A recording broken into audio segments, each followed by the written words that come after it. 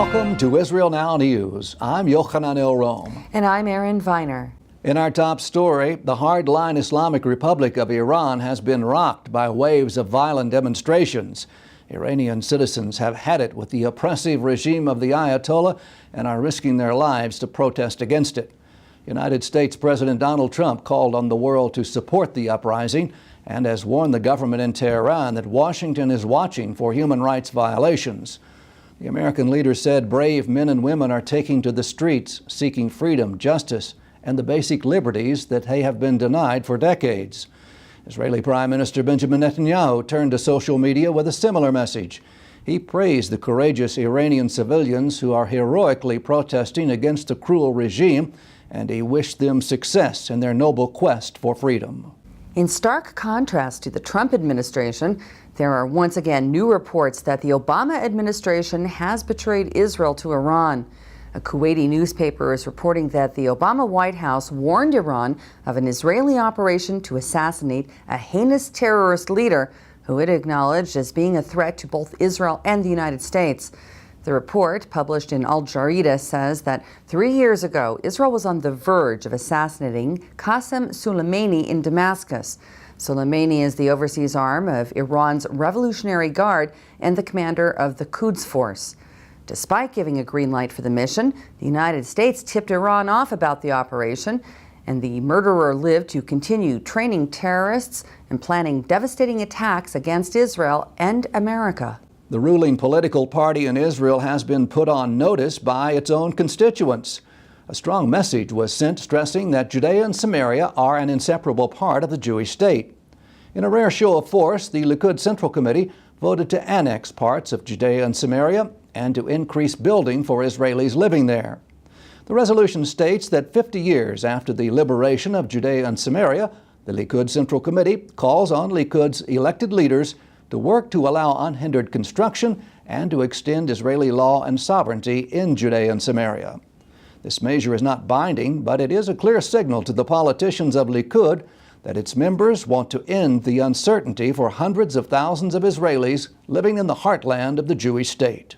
The unrelenting rocket fire from Gaza into southern Israel targeted a memorial ceremony for a fallen Israeli soldier this past week. Oron Shaul was kidnapped and killed by Hamas terrorists in 2014.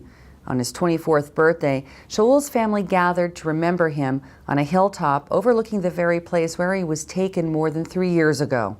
After running for cover from rockets, family members of the fallen soldier said that it is a tragedy that the same terrorists who took and still hold Oron Shaul's body continue to terrorize the citizens of Israel. An Argentinian judge has officially ruled the death of Alberto Nisman was a homicide.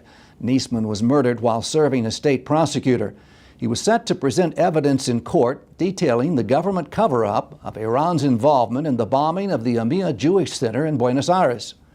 Israel Now News reported several weeks ago that a judge in Argentina had called for the arrest of former President Cristina Fernandez de Kirchner, as well as several retired and current members of the government, for their alleged involvement in the conspiracy. The 1994 bombing of the Jewish Community Center was perpetrated by Hezbollah operatives acting on orders from Iran. 85 people were killed and hundreds wounded, making it the worst terrorist attack in Argentinian history. In an attempt to correct misleading terminology, America's ambassador to Israel has asked the State Department to stop using the term occupied when referring to Judea and Samaria. Unfortunately, this term has become socially acceptable, but it is incorrect and misleading. The State Department has agreed to reassess the verbiage in the future and will allow President Trump to make the final decision concerning the change in language moving forward. Here's a story you probably will not see on mainstream media. Israeli Arabs live longer than those in the Muslim world. According to research conducted by the Taub Center for Social Policy Studies, life expectancy for Arab Israelis is higher than in other Arab or Muslim populations.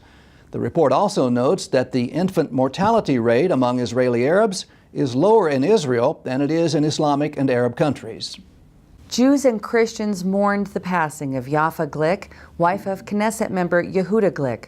Yafa was at her husband's side when terrorists attempted to assassinate him 3 years ago and she nursed him through his recovery and stood by him as he returned to politics. Yehuda Glick is a member of the Knesset Christian Allies Caucus and an advocate for religious freedom on the Temple Mount. He often speaks to Christian groups about the holy site and the importance of prayer there. Yafa Glick was 51 years old and survived by her husband Yehuda and their 8 children. The Trump administration has published its list of accomplishments in the president's first year in office. The document, entitled 1 Year of Making America Great Again, highlights the president's decertification of the Iranian nuclear deal, as well as declaring that Jerusalem is the capital of the State of Israel. Trump reiterated the point that he kept his campaign promise when he reversed 70 years of executive branch policy and recognized Jerusalem as Israel's capital, something none of his predecessors had the courage to do. Israeli Prime Minister Benjamin Netanyahu has the respect and admiration of Americans. The results of a Gallup poll reveal that Americans rated the Israeli leader as one of the top 10 most admired men last year.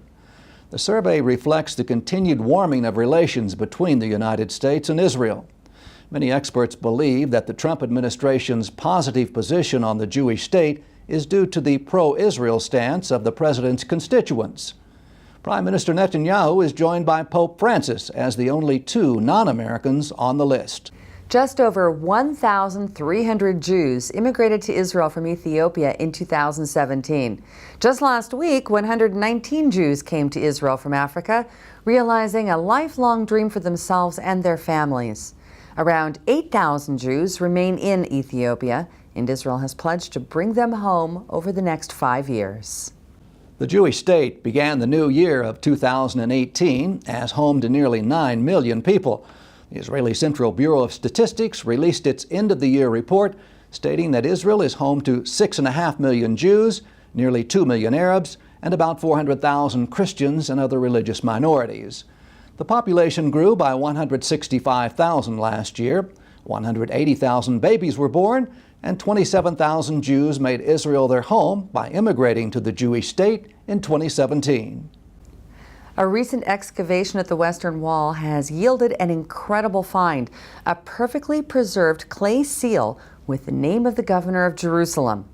The piece is dated to the First Temple period, and it's significant because it corroborates the biblical account mentioned in the books of 2 Kings and Joshua. Dr. Shlomit Vexler-Badola from the Israel Antiquities Authority says that this finding reveals that such a position was actually held by someone in the city 2,700 years ago.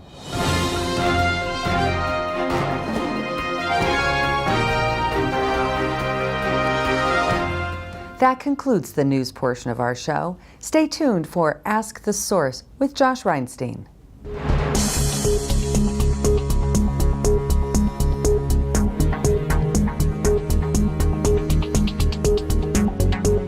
Hello and welcome to Ask the Source. I'm your host Josh Reinstein, and we're here on another sunny, beautiful day on a rooftop studio in Jerusalem. My guest today is Zev Ben Shachar. He's an Israeli educator and also consultant to Jerusalem U. Zev, thank you for being on the show.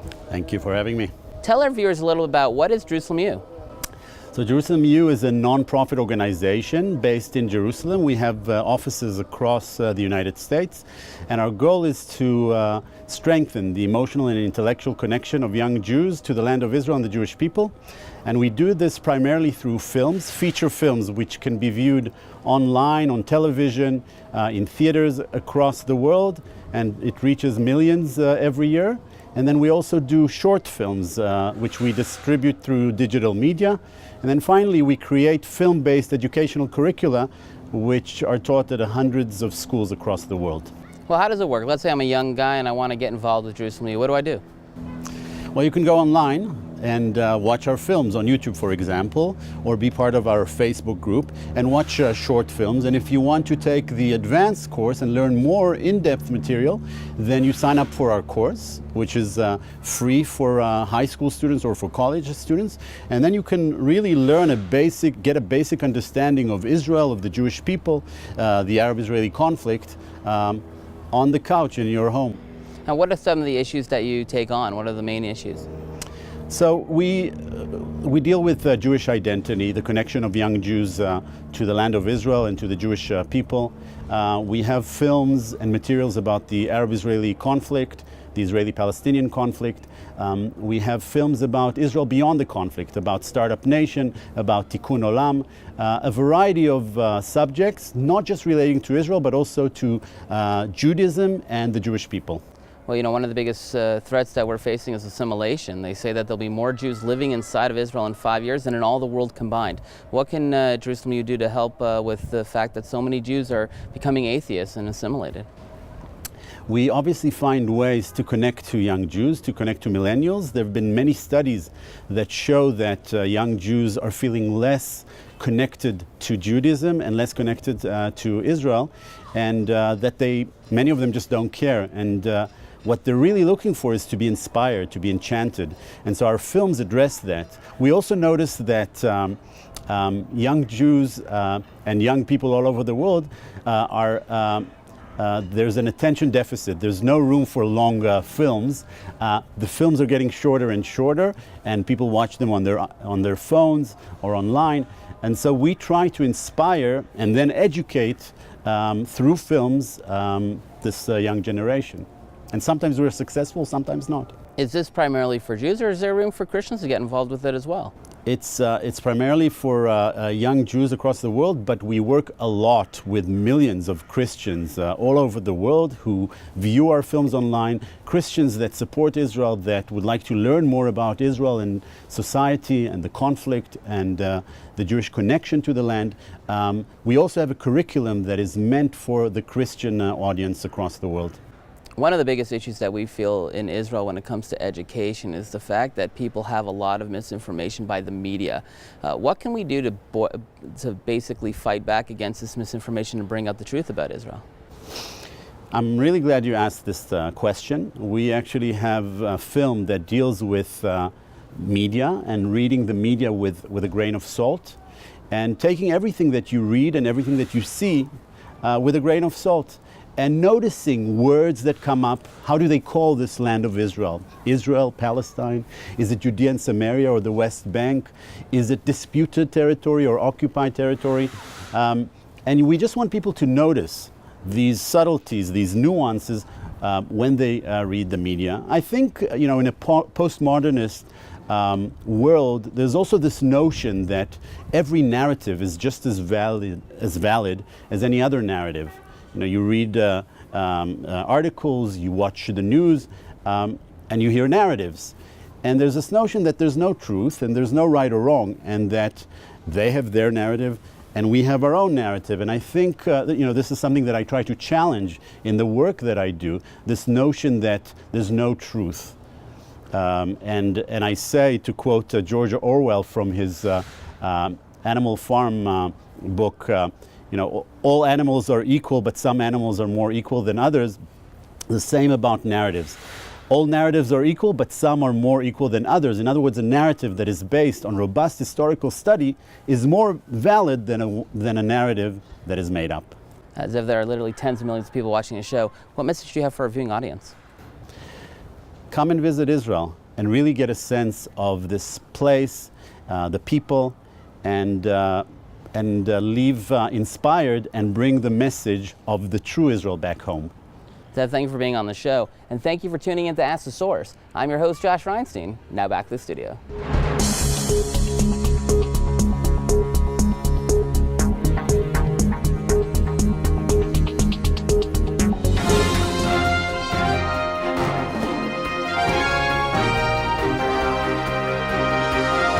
Up next, the return to Zion with Karen HaYesod.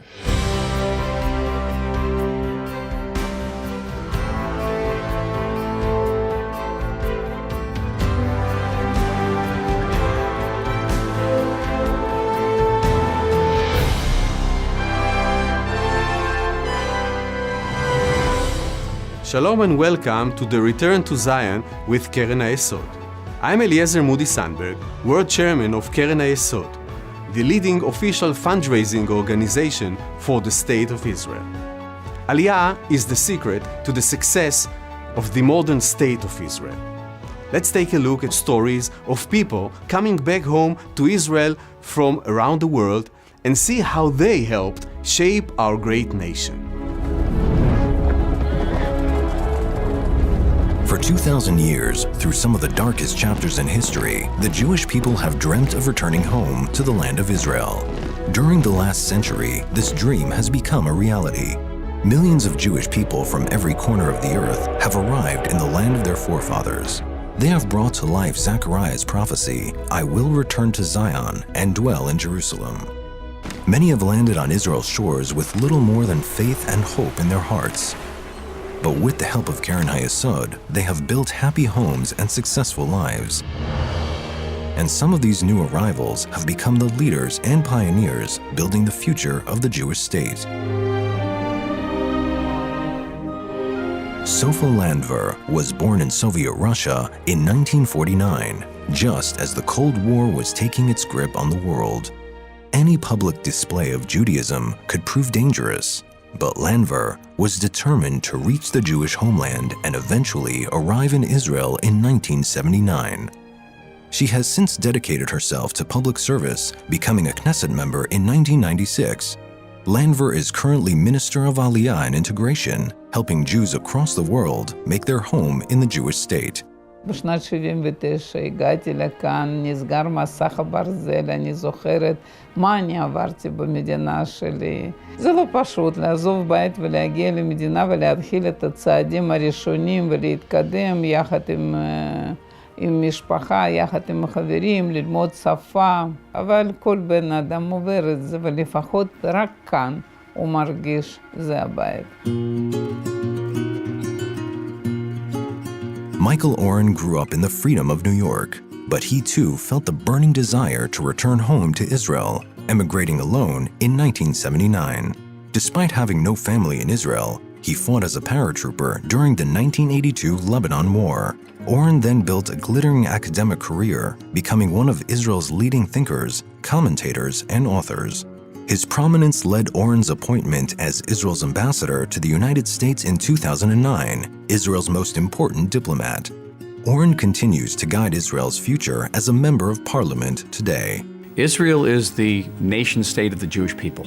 We need to band together to assist those who are the neediest, help absorb those who want to move to the state of Israel, to be repatriated to their ancestral homeland, and the integration process for them will be challenging. And today I'm immensely proud to be part of that continuing epic story of your involvement, of our involvement in making the Zionist dream not just a reality, but a shining reality. Another Israeli ambassador to return to their country of birth is Belenish Zavadia. Zavadia was rescued from a remote village as a young child, arriving in Israel with no family, facing a strange new life all alone. Having graduated Hebrew University, she embarked on a diplomatic career. Zavadia has served the country across the world and incredibly returned to Ethiopia as Israel's ambassador in 2012. הייתה לי הרגשה מעורבת. מצד אחד אני עוזבת את המשפחה שלי באתיופיה כי באתי לבד. ובצד שני כל הזמן אבא שלנו והמשפחה שלי, כל הדורות חלמו להגיע לארץ ישראל, למדינת ישראל, והחלום שלי הולך להתגשם. אני מכירה את קרן היסוד טוב מאוד, את העזרה שלהם, את התמיכה שלהם. הם מפעילים את אולפן הציון. משם למדתי את העברית הבסיסית. עם זה הלכתי לאוניברסיטה, עם זה עד עכשיו, זה מה שמשמש אותי. זה מה שבנה אותי. From Russia, United States, and Ethiopia, Sofa Landver, Michael Oren, and Belenish Zavadia represent a true ingathering of the exiles, as envisaged in scriptures. Jeremiah's prophecy, "Your children will return to their borders," is happening before our eyes. And with your support, you can ensure that Keren HaYesod helps many more make the journey home to Israel, guaranteeing that the dream of 2,000 years continues.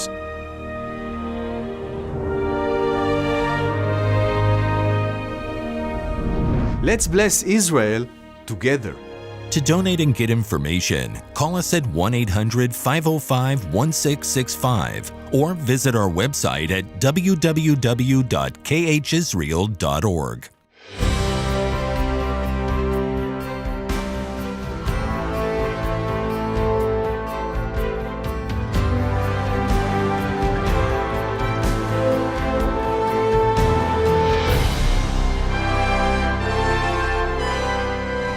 Get a load of this.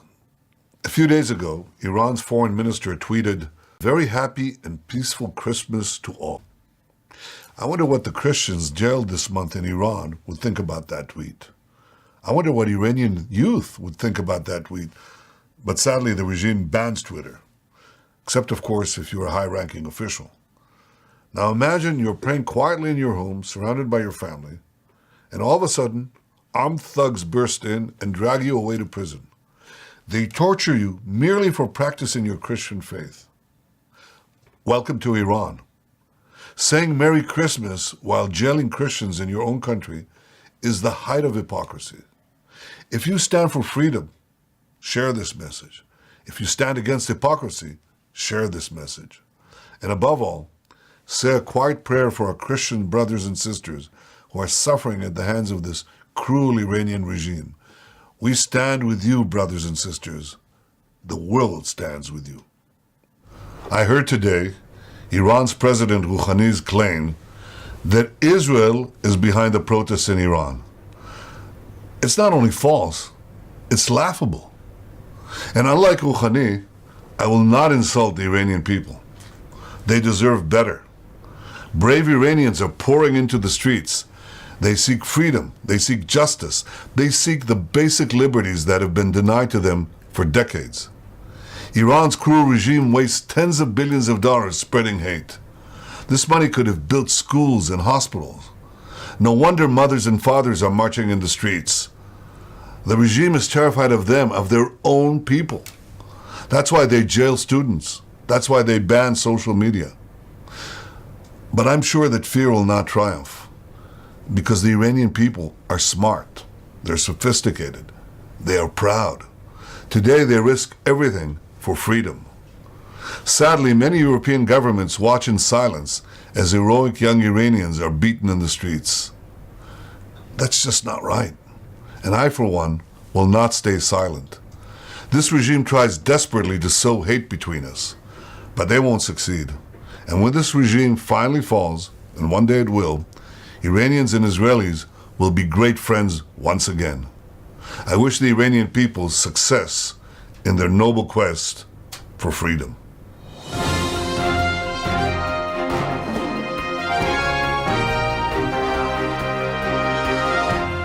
Please stay tuned for the ICEJ report from the International Christian Embassy, Jerusalem. On your walls, O Jerusalem, I have set watchmen. All the day and all the night, they shall never be silent. You who put the Lord in remembrance, take no rest. And give him no rest until he establishes Jerusalem and makes it a praise in the earth. My name is Edith Muriu. I come from Nairobi, Kenya, that's in East Africa.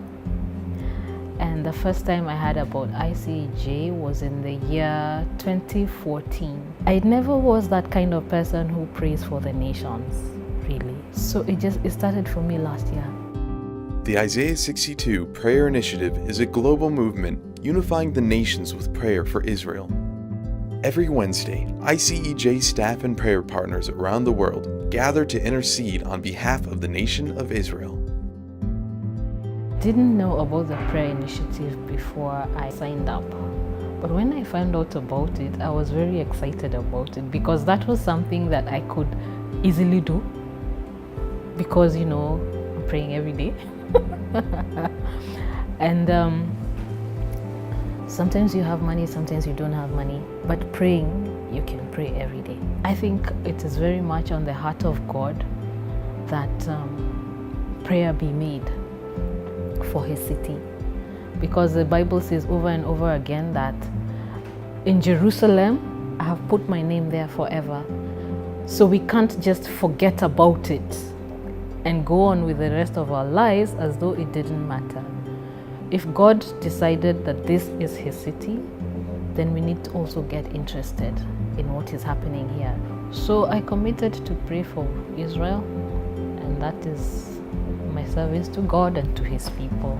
I would say to anybody considering a partnership that go for it, because this is a good ground. Good because you can actually see where the money is going.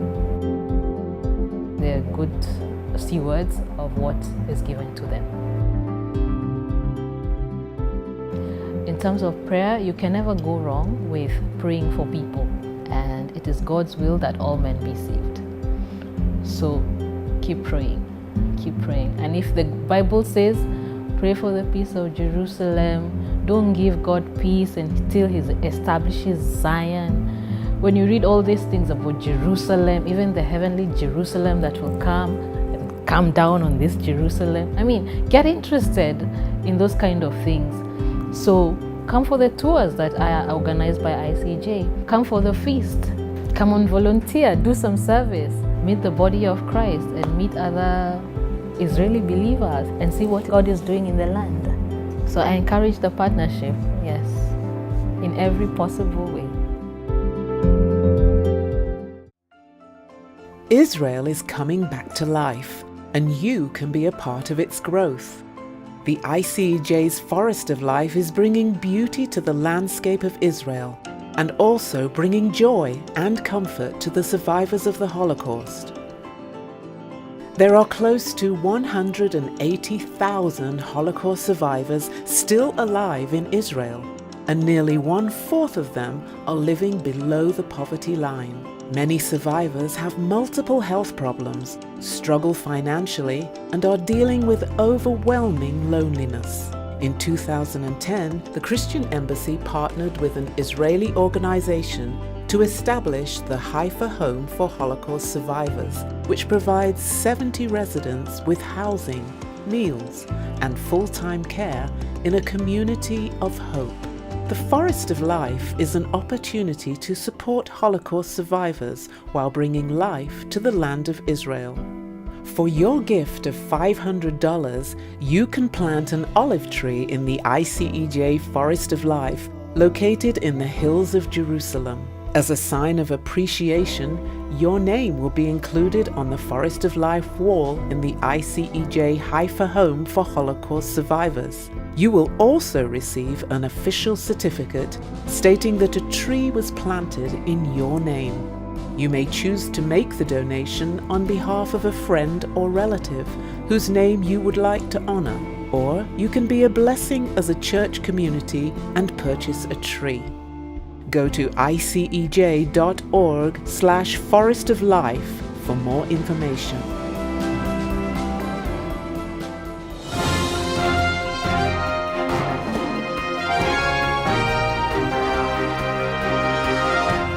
That's all for this edition of Israel Now News. I'm Yochanan El-Rom. And I'm Erin Viner reporting from our studio in Jerusalem.